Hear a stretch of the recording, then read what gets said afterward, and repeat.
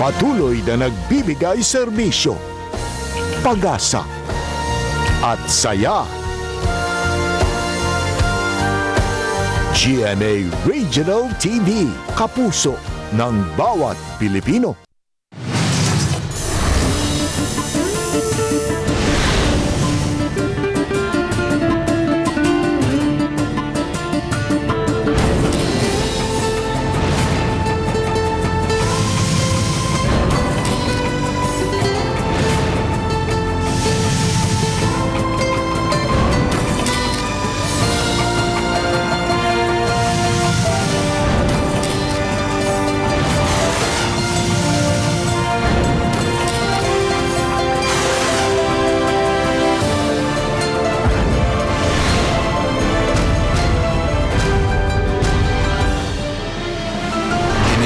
GMA Regional TV, Balitang Bisdak.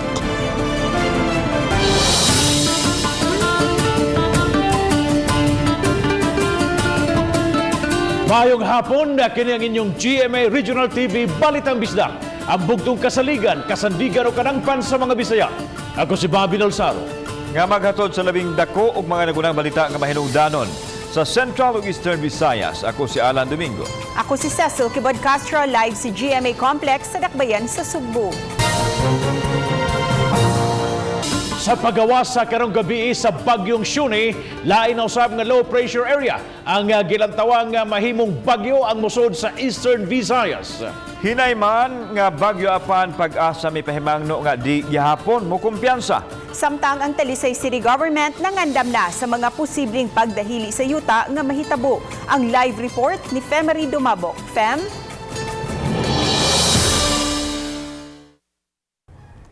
Yes, Bob Lansil, ang kasarangan man nga panahon na sinati karon apan gitugan sa pag-asa nga di angay mo kumpiyansa kay posibleng masinati ang hinay ngadto sa makusog nga pag-ulan nga posibleng mo resulta sa pagbaha ug mga pagdahili sa yuta. Ilabi na sa kitungod niining gimonitor karon nga laing weather disturbance. Gitugan ni Engineer Alfredo Kiblat Jr. ang hepe sa Pag-asa Visayas nga low pressure area pa lang ang monitor nga naapa sa Silakang bahin sa Mindanao.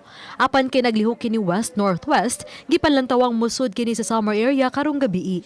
Base sa forecast, mamahimo lang kining tropical depression nga tawgong Bagyong Tonyo. I-forecast karon based on sa mga models, tropical depression, mahimo siya within the next 48 hours. Pabredita mo kumpiyansa kay La Nina Bia, liho kayo ang western portion sa Pacific na naata mabilong ang kadagatan. So taas ang iyang sea surface temperature. Pero sa bakaron so far sa mga modelo, may niingon nga tropical storm category mo abot. Dugang ni Kiblat nga ubos kini nga kategorya sa Bagyo. Mong hinay lang ang hangin apan magdala gihapon kining mga pag-uwan sa Kabisayan. Samar area, particularly northern Samar, so imabaw sa Atua.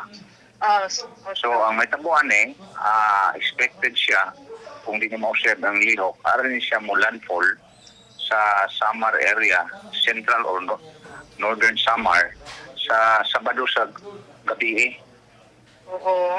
So ang epekto na to sa Atua, afternoon, hangtod sa gabi sa dire sa Visayas, sa Cebu, particularly ang northern Cebu, mga light to moderate niya occasional heavy rains. Maayo man o init ang panahon nga nasinati karon apan ang kabumbiruhan ug ang disaster team sa Dakbayan sa Talisay ang way kumpiyansa. Hinungdan nga subsob nga training seminar ilagi paygayon karon kalabot sa pag-rescue o pagresponde sa bisan unsang klase sa kalamidad. Ang Maong Incident Command System Training Seminar gihimo sa Talisay City ilabi na ang pagresponde kun adunay baha ug pagdahili sa yuta nga sagad mahitabo sa syudad kun adunay kusog nga pag-uwan. Sige, pangandaman nato ani ang kaning severe weather no nga mahitabo, magamit po ni nato nga dili lang diri sa atong locality but kung responde ta sa laing locality nga this is a means of standard form of response. Bob Lansil, ang Office of the Civil Defense sa Eastern Visayas. Ani pahimang nausab sa mga posibleng mapektuhang lugar kung unang mapektuhang lugar sa LPA o nga mamahimong bagyong Tunyo, alang usab sa ilang himuong pagpangandam sama na lang sa Northern o sa Eastern Samar. Ang Northern Samar mato sa ilang Provincial Disaster Risk Reduction and Management Officer nga si Josh Echano nga nagpaabot na lang sila sa notisya gikan sa Pag-asa alang na silang pagpa-activate sa ilahang response mechanism o sa ilang incident management system uban ng Alisto team. Gipangandaman na usab ang evacuation center alang unya silang himuon nga force ug mandatory evacuation alang ilabi na niadto mga ninimuyo sa kabaybayunan ug niadto mga posibleng maapektuhang lugar. Bob. Daghang salamat, Fay Marie Dumabok sa imong live report. Samtang dakbayan sa Sugbo mohatag og 5 milyos ka pesos nga tabang sa mga grabeng napiktuhan sa Super Typhoon Ruli labi na sa Catanduanes City. Ipada usab ang 30 ka mga personal nga motabang sa clearing operation sa maong mga dapit. Ani ang report. Ang 5 milyones pesos giaprobahan sa konseho sa syudad nga pagakuhaon sa disaster funds. Personal kining itunol unya sa team nga ipadala sa Cebu City Government pinanguluhan ni Konsehal Dave Tumulak. And we are appreciative of our offer that we will be sending engineers, electricians to help clear the debris. Kawa sa tabang pinansyal, ipadala usab ang mga relief goods nga natigom sa syudad gikan sa nagpakabanang mga Sugboanon. Gilugang ni Mayor Labella nga ang lalawigan sa Catanduanes ang grabing nabiktuhan nga hangtod karon wa pa kaayo makabangon o gikinahanglang tabangan. Ang dakbayan sa Sugbo adunay gipangmunta nga operation center sa may Fuente Usmeña o sa Cebu City Hall nga modawat sa mga hinabang aron ipadala usab ngadto sa mga nangabiktima sa bagyo. Of course, contribution sa mga media. Doon naman gipanghatag ang media ug ang together with the Channel 7 DYSS kay ang ilang nakolekta dinhi ila ra man sang gipadritso dinha sa City Hall. Nagsigi gihapon ta og dawat sa ato ang Makatao Malasakit Drop-Off Center diri sa Cebu City. Kauban si Marlon Melgaso, ako si Alan Domingo. Balitang Bisdak. Tagduma sa Vallecar Transit nga operator sa series buses may pasalig nga mihimo na sila og mga lakang taliwa nining maaksidente nga nitabo karong bag-o inaglambigit sa ilang mga units. Lakip nini ang pagpatuman og speed limit o pagsubay ragyod sa usa ka lane. Ang report ni Nico Sereno. Nagpatawag og tigom ang Mandaue City tali sa bus company nunot sa mga insidente karong bag-o nga naglambigit sa ilang mga units. Mitambong ang ilang branch manager, operations ug administrative manager. Wala mohatag og pamahayag sa mga sakop sa media ang kadagkuan sa bus company apan sa meeting ilang gipasabot ang ilang habig. Tungod sa demand, mi-hire ang kompanya og daghan nga drivers apan minimal training ra ang naagian. Naagid ni sila quality assurance no nga training sa tanan nilang drivers, tanan nilang nga conductors. Pero wala ni siya nahitabo karong panahon na sa ilang mga bag-o nga mga drivers nga gi-hire. Lakip sa mga interventions nga gihimo sa kompanya karong simanaha, gipaubos og refresher course ang ilang mga drivers. Kini ang rason nganong nihit ang mga bus labi na mahapon ug magabii kay maoy schedule sa ilang seminar. Gi-drug test usab sila. So 4 to 5 PM 1 hour ni siya nga training no og debriefing. This is to keep them nga kanang magkinto sa ilang pagda sa ilang mga sakyanan. Ang kompanya voluntaryong mupatuman og speed limit nga 30 kilometers per hour sa ilang mga buses nga ma-monitor pinaagi sa GPS sa ilang mga units. Ang mga buses sa outermost lane o sa tuong bahin ra sa kalsada musubay o gidili na ang pagbalhin-balhin og lane. Dili na sila pwede mag-ikis-ikis unya og muhunong sila no. Dili na sila mukawat or di na pud sila muligwat inigawas nila. So that's very important because ang kasagarang aksidente is due to tungod ani nga panghitabo nga kaning mo kalit lang siya og sira. Unya mga motor o mga bisikleta nga naa sa pinaka-rightmost nga lane maoy mga masangit. Padayon nga i-monitor sa City Hall ang mga interventions sa kompanya. Nang hinaot sila, pinaagi ini kaminusan ang mga disgrasya. Uban ni June Solon, Nico Sereno. Balitang Bisdak.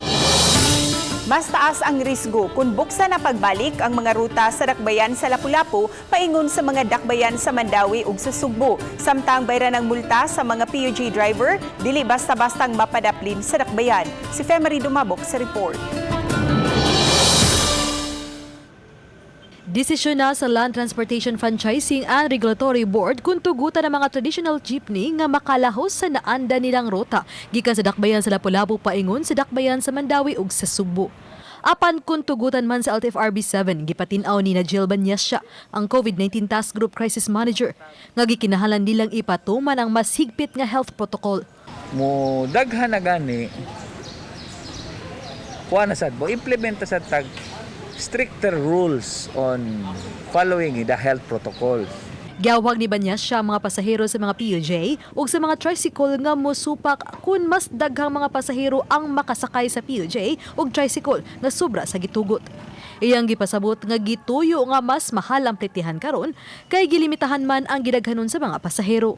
Nailad pa ka sa plite, kuyaw pang imong kinabuhi kay nakasikat ka sa tao nga wa na mo subay sa safety health protocol. Samtang gipasabot ni City Administrator Danilo Almendras nga dili basta-basta nga mapadaplin ang mga bayranan sa mga PUJ driver nga nakalapas sa lagda sa trapiko. Ang pagpabayad sa mga bayranan sa traffic violation usa sa mga rekisito aron tugutang makabiyahe pagbalik ang mga PUJ driver. Padayon to. Kaya pwede na makuan. Pwede na mabay pero there must be another ordinance on that regard. Uban ni Godfrey Rilien, ako si Femery Dumabok. Balitang Bisdak.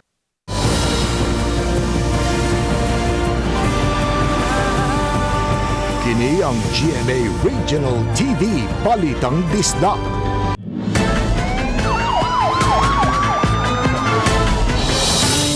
O sa Australia National patay human mahagsa ang gipalupad ni nga gyrocopter sa may barangay Hampang nga lungsod sa Argao gahapon sa hapon. Ang report ni Femery Dumabok.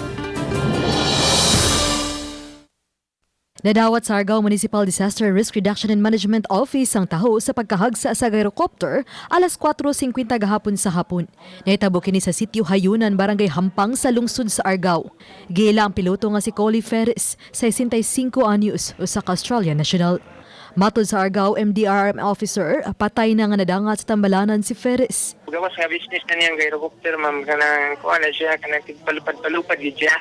Habi na niya ba? From ang kanang Hampang man na siya property diya nga napoy runway niya. Okay. O niya, nakuhaan ma'am, murag nasabod siguro to sa coral siya ma'am. Gingong dito nakatugpa ang gyroplane sa atbang nga bukid. Si Ferris nakaangkon og mga samad sa naglanlaing bahin sa lawas, hinungdan siya nanaling kamatayon. Ang iyang boss leg man kay nakuhaan man to na napiit niya ngayon dako impact murag tanaw na ko siyang death katugid iyang forehead bitaw nga dako kay samad murag naparok siya. Milo sa dusabog investigasyon ng kapulisan aron masuta kung wa bay foul play sa aksidente. Uba ni Rod Prado, ako si Femery Dumabok. Balitang Bisdak. Sa pagpagadagan na pagbalik sa mga traditional jeepneys, way magkasakay nga pasahero sa front seat o kining mutapan sa driver. Mga plastic barriers mausay mag-uwang sa kada pasahero. Ang report ni Nico Serino. Gipakita sa kadagkuan sa team ang proposal gikan sa LTFRB 7 kabahin sa seating capacity sa mga traditional jeepneys kung makabalik na ang biyahe. Walay pasahero nga makasakay sa front seat. Sa likod nga bahin may mga plastic barriers nga mag-uwang sa kada pasahero. Sa mga dagko nga jeepneys, magkaatbang ra ang mga pasahero. Apan sa mga gagmay nga klase, susama sa mag-alternate ang seat plan. Dili mag-atbang ang mga pasahero aron dili magtakdo ug mag-abot ang mga tuhod. Gi-propose o gi-present nga mao ni ang seating arrangement sa mga pasahero. Kagahapon, nakatigom na sa taga-LTFRB ang mga opisyales sa tulo ka syudad kabahin sa balik operasyon sa mga PUJs. Hiusahon pa ang mga planos, sanglit ang uban nga mga jeepneys, intercity, umulabang sa laing dakbayan. Nagpaabot pasab ang team sa kamanduan sa LTFRB ug mihan ay na sa mga plano. Ang giklaro nila kun mapatuman kini sagad sa mga jeep mabalik gyud sa naandan nga rota sa wa panahunong tungod sa pandemya.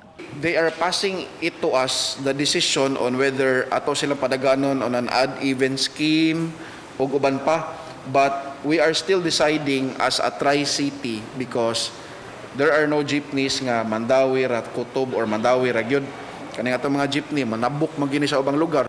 Uban ni June Solon, Nico Sereno, Balitang Bisdak. Pahimangno sa mga kawatan ug ubang mga daotang elemento nga mulihok niining nagsingabot nga Pasko, sila ang target sa riding in tandem sa Cebu City Police Office ug sa Highway Patrol Group nga mas gipalikon karon. Ani ang report. Nining baguhay lang usa ka lalaki ang midangob sa kapulisan, human na biktima sa salisigang ang iyang asawa. Nasa kiyo sa mga kawatan ang pitaka nga adunay sulod nga mga ATM cards. Pipila lang kini sa mga pagpangawat nga sagad mutumaw ilabi na nining panahona. Sa 8 focus crimes sa Cebu City Police Office, nag-una ang nahitabong kawat. Busa mao kini ang usa sa ilang gitutukan karon. Subay nini palihuko sa kapulisan ang riding in tandem uban sa Highway Patrol Group nga maoy musumpo sa mga daotang elemento. Then they will be conducting motor stops, random motor stops sa mga kalabanan na sa mga motorsiklo pod. So in preparation, this is in preparation for our security coming the celebration of Christmas. The proper procedure of handling motorcycle during their active duty, especially on the roads. Samtang ipadayag ni Police Colonel Josefino Ligan, ang direktor sa Cebu City Police Office, nga nagpadayon ang ilang anti-criminality campaign, lakip na ang pagpakigbatok sa illegal nga drugas, illegal nga sugal ug ubang kalihukan nga supak sa balaod. Katambayayong sa mga otoridad ang Task Force Kasaligan ug ang mga Barangay Force Multipliers. Karon nga si manahon na lang, mukabat na ta almost 1 kilo nga nakuha.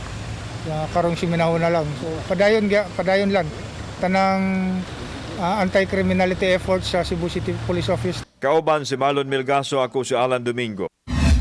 Balitang Bisdak.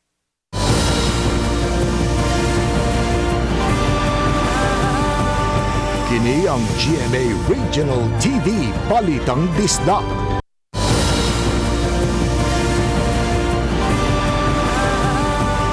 Kini ang GMA Regional TV Balitang Bisdak.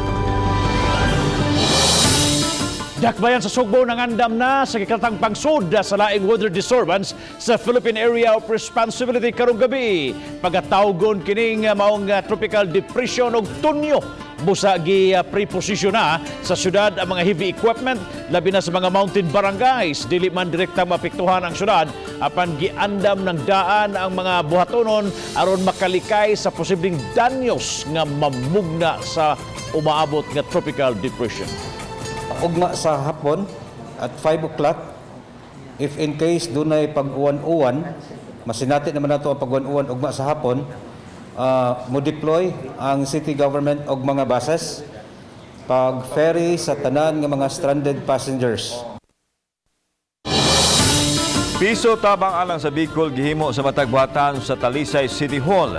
Gawas pa kini sa ipanghatag at tubig, pagkaon ug uban pang gamit alang sa mga biktima sa Super Typhoon Rolly. Ang report ni Femery Dumabo. Sa pagsud sa matag opisina sa Rekadiyang Departamento sa Talisay City Hall, lakip na sa buhatan sa mga konsihal. Kining box, botilya o galon ang mutagbo kanimo. Diskarte kini sa matag opisina aron makatigom og kwarta nga ikatabang alang sa libuan kay mga biktima sa bagyong Rolly sa kauluhan. Kung adunay sobrang sinsiyo o kung gusto mo gyud nga muhulog, adunay kawani nga mubitbit sa galon aron tuyok ngadto sa kaubanan. Adunay sa ubang buhatan nga mulinya ang mga kawani nga buot motabang. Usa sa unang napasiugdan niini ang City Budget Office. Karon sa kuan tungod lagi sa pandemic, napami mga 50%, napami mga almost 30, pero aman gid mo ang year. 30 million. Manay akong gikuan ni nga dili sa jud ni nga ingon nga kuan kay Mabara ba ni atong gi-manage po og na ay response nato ron. Mag-donation drive na lang as far as employees of the city government is concerned. 10 pesos, 20 pesos, okay ra. Gihimo-sab kini sa mga buhatan sa konsihal. We cannot give what we don't have. So pagkakaroon ang panudlanan sa Lisay tungod sa pandemic, medyo apik-apiki pa man ta. So muna nga kuan lang sa namo, gi-reserve lang sa ang kuan ba resources. So pero di magpasabot nga di mi motabang mi personal lang gyud namo nga tabang. Kinarton usab nga mga pagkaon ug tubig ug sinako nga used clothings ug ganaw usab cash ang nadawat sa kagamhanan gikan sa mga talisaynon nga gusto mo padangat og tabang. Sunod semana gikatakda nga i-turnover ang maong mga hinabang ngadto sa Police Regional Office 7 nga may mutunol na niini sa mga biktima. Uban ni Renante Quiñones, ako si Famary Dumabok. Balitang Bisdak. Nasuspensong kapitan sa Barangay Sentro, Mandawi City, muduso usab og motion for reconsideration kabahin sa iyang kaso. Matud ni Kapitan Ian Cortez, wa gayud siya nahatagan og higayon aron makatubag sa iyang kaso. Ang Ombudsman Manila mo'y mipahamtang sa preventive suspension. Matud ni Cortez, nakatubag na siya sa supina sa CIDG apan giingong na-dismiss ang criminal aspect sa kaso. Sama kag Cortez, ang kapitan sa Barangay Alang-Alang Patricio Soco nga gisuspenso moapilar usab sa iyang suspension. Ang mga kapitan gipahamtangan sa suspension nunot sa anomalya sa distribution sa Social Amelioration Program. We were not given a chance nga mutubag o mukuan sa allegation. Ya ditsuan na lang tag yung anak bitaw nga ay preventive without them hearing our side.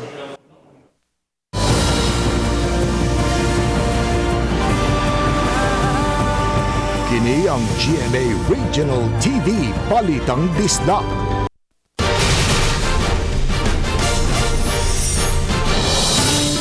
Ubay-ubay nga mga isyu ang nahimong basihanan sa mga Pinoy nga tuwa magpuyo sa Amerika sa ilang pagpili sa mosunod nga presidente sa Estados Unidos. Sa California, midaog si kanhi Vice President Joe Biden atong sayran ang panahon sa atong mga kababayan. Pinaagi sa report sa atong California-based correspondent si Lino Parone. Ang issue sa COVID-19 pandemic ang usa sa nahimong tamdanan sa mga Pilipino nga anian na nagpuyo og nanarbaho sa Amerika. Matud pa ni Joyce Montserrat, kinsa musical director sa Antaclobanon Grand Chorale of Southern California, dako og impact ang nahimong baruganan ni re-electionist Donald Trump sa desisyon sa mga botante. Siya yung nag-start ng ng division among people, especially with the Asians also. Just because he keeps on saying China virus. Maraming nasasaktan ng mga Asians, especially the Chinese.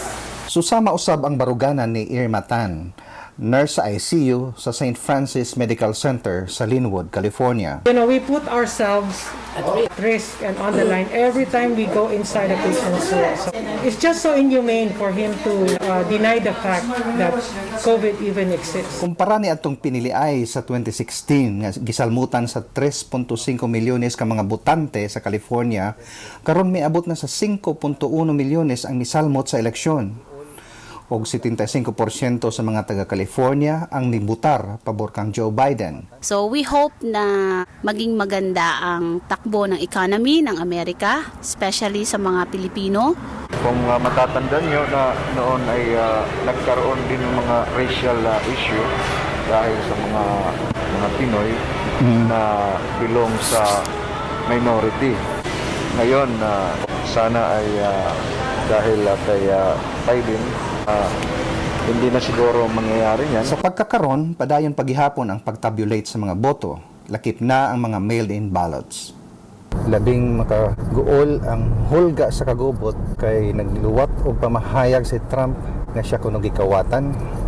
O kini nga mga pamahayag, sama ang aning mga pamahayag ni Trump sa una, kasgaran mo resulta dayon sa iyang mga suporta nga mogawas ngani sa mga kakalsadahan o anha na ang kagubot nga mahitabo. Nanukad din sa Los Angeles County, California, Lino Parone, Balitang Bisdak. Andam ang dakbayan sa sugbong nga mudugang og mga bus gikan sa ubang kumpanya human na sayran nga nagnisit ang nibiyahe nga series bus. Giingong nagpunsiso ka mga pasahero sa mga terminal nga naghuwat sa masakyan apan wa na kaayo magdagan ang mga bus sa series. Tungod sa dasok nga mga tawa na matuman ng social distancing busa, pabantayan sa mayor ug mga pulis sa mga terminal. Gihatagan hinunog kahigayunan sa dakbayan ang nasong bus liner tungod kay gipaubos pa man sa seminar ang mga driver nga posibleng hinungdan nga wa kini makabiyahe. Now we will observe kining dagan karon. Now if we feel that there is a need to augment sa 20 buses sa my bus at saka ang kining provincial bus, I know a lot of them, Librando, and they have also good vehicles. So tan-awon sa nato. Lapu-Lapu City mulusad og panic app aron pagtubag sa mga insidente sa mga pagpangabuso nga nakabiktima sa kabataan. Siluan mayroon din sa report. Sulod sa 8 ka buwan nga pagpatuman sa stay-at-home protocol, nasuta sa gihimong pakisusi sa CSWD Lapu-Lapu nga misaka ngadto sa 50% ang gidaghanon sa mga bata nga nabiktima sa pagpangabuso. Subay niini, muumol ang dakbayan og quick response team nga muitahasan sa pagsusi sa mga insidente sa pagpangabuso. In kaso gali og naay mga reports gali ana either from the concerned citizens or from the barangay na adayoy maka-react dayon immediately 24/7. Sunod si Mana usab, ilusad sa dakbayan ang app nga magsilbing help button o panic button sa mga batang biktima sa child abuse. Kini ang nakita sa CSWD nga paagi nga makapangayo og tabang sa otoridad ang mga batang biktima, ilabi na kay sagad sa mga responsable sa ingon niini nga pagpangabuso, mga kabanay o baka silingan ra usab sa mga bata. That button ato nang i-connect dito sa atong quick response team so that maka-react dayon sila, matanaw dayon nila sa GPS, murag sa Waze ba, sa GPS ug asa ni dapita, asa ang location sa nag-report. Uban ni Godfrey Relien, Luan Merondina, Balitang Bisda. Maayong adlaw mo kini itong latest weather update karong adlawng Biyernes, November 6, 2020. Ang severe tropical storm nga si Shoni as of 10 a.m. ana sa gilayon nga 50 kilometers northwest sa Itbayat, Batanes. Base sa toang latest nga forecast track, gipaabot ni nga makagawas na sa toang Philippine Area of Responsibility karong hapon o gabii. Samtang ang low pressure area nga ato ang gibantayan ana sa gilayon nga 1,195 kilometers silangan nga bahin sa Mindanao. Nagairog ini pa west-northwestward or northwestward ug mosulod sa ato ang Philippine Area of Responsibility karong hapon o gabii.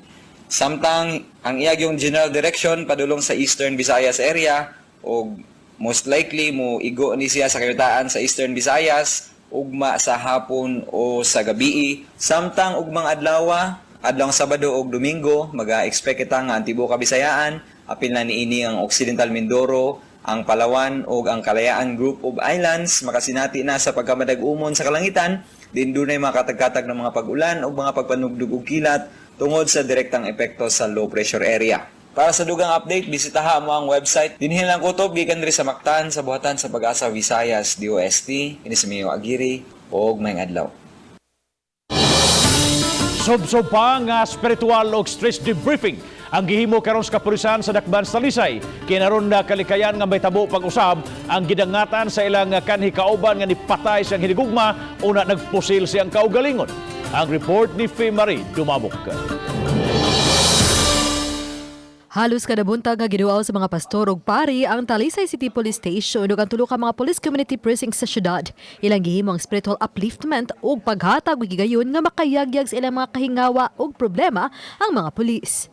Usa si Pastor Romil Maccabi sa nitabang sa mga pulis sa maong aspeto. Iyang gitugan nga bisan unsa pa kaisog ug ligdo ang usa ka tawo, mapuno usab kini sa dekadiyang problema. Because there are aspects sa atong life labi na sa emotional. Dili na to usay ma-share sa bantaw. Religious sector are very much happy to impart the word of God kay mao gini maka-change sa tao man and wao sad ni makatabang. Ang maong kalihukan gipahingusgan usab sa ubang police stations Lukop Rehiyon ilabi na sa probinsya sa Subo.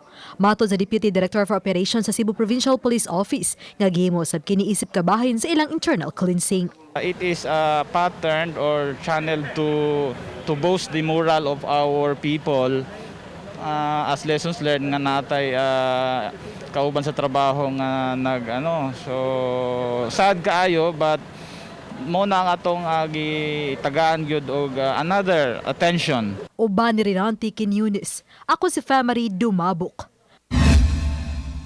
Balitang Bisdak. Sa mga mahiligon sa pagkaon, fashion, trends ug mga kalihukan ug mga lugar nga suruyan, ubanin ninyo ang mga host sa Taste Buddies nga sila Solen Yusap ug Gwil Cuerva karong Sabado, November 7 sa GMA News TV. Dadon ta nila sa ilang adventures kining bagong episode sa ilang programa, ilang siguraduhon nga unahon ang atong kahimsog. Suwayan ni Gil nga mamahimog mag-uuma, diin magtanong siya, mag-ani og mga utanon ug mga herbs, magpakaon usab sa mga hayop. Samtang hinabion ni Solen si David Licauco aron suwayan ang organic ug healthy food nga gibaligya ni David sa iyang online store. Gawa sa mga pagkaon, himuon usab sa mga host ang workout gamit ang resistance band nga perfect alang sa strength training, pagtone sa mga muscles. Ways to do so while staying safe, staying sanitized, and following protocol. So you'll catch more of that sa mga susunod na episodes namin on Taste Buddies. Mga biktima sa baha sa Barangay Umapad, Dakbayan sa Mandawi, mao'y gibisita o napiling benepisyaryo sa Kapuso Barangayan on Wheels sa GMA Regional TV kaganinang buntag. Adi ang report. Niadtong Oktubre 13, usa ang Barangay Umapad sa hilabihang naapektuhan sa kusog nga uwan. Gani ang tibuok komunidad na bahaan ug paghubas sa tubig na puno sa lapok. Mga gamit sa panimay na nga basa. Nunot sa mithi nga #LocalNewsMatters ug sa pagpadayon sa diwa sa pagtinabangay ug serbisyong tinud-anay, gibisita sa Kapuso Barangayan on Wheels ang maong barangay. Kini aron mapaambit ang kinasingkasing nga gasa alang sa atong mga kaigsuunan. Una niini, ang GMA Regional TV Balitang Bisdak teams nagtinabangay sa pag-andam sa mga vegetable packs alang sa mukapin usa ka gatos ka mga pamilya nga benepisyaryo. Duna sab sila'y gisukip nga mga mensahe sa paglaom. Mapasalamaton og sobrang kalipay ang gibati sa taga-Barangay Umapad sa hinabang gikan sa Kapuso Network. Muna siya ang biktima atong flooding sa Barangay Umapad last week, no? Last 2 weeks naman to nga atod karon problema gyapon sila sa area nya ginahanglan po silang tabang. Atol sa distribution, gisiguro sa team lakip na ang mga private partners o sponsors nga ang tanang nalambigit sa kalihukan nagsunod sa minimum health and safety protocol.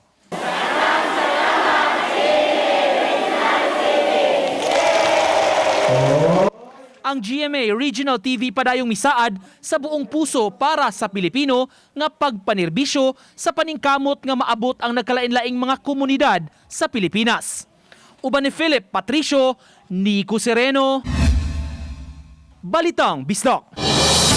Mga kapuso, alang sa labing dagkong mga balita gikan sa mga rehiyon at ang GMA Regional TV Weekend News ug mang-adlawa alas 10:30 sa gabi. Makita kini sa GMA News TV channel tungod kay Local News Matters. Daghang salamat sa mga kapuso nato, apil na ang nasagawa sa nasod nga nikisayon sa mga dagko ug mga nagunang balita sa rehiyon. Ako si Alan Domingo. Ugi ka namong tanan dinhi sa Central ug Eastern Visayas. Ako si Cecil Kibod Castro. Ang inyong balita nga mong balita kay matagdukal nga balita mahinungdanon. Kini ang inyong GMA Regional TV Balitang Bisdak, buong puso para sa Pilipino. Ako si Bobby Nalsaro og 49 kaadlaw na lang. Pasko na mga kapuso. Mayong hapon mga kapuso and happy weekend!